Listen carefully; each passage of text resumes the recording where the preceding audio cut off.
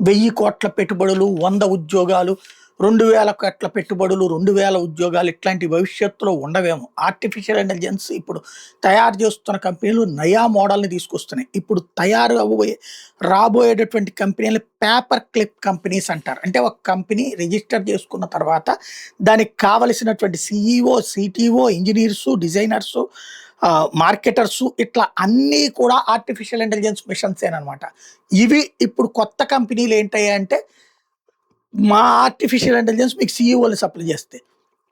మా artificial intelligence మీకు సిటీఓని supply చేస్తాయి. మా ఆర్టిఫిషియల్ ఇంటెలిజెన్స్ మీకు ఇంజినీర్స్‌ని సప్లై చేస్తాయి.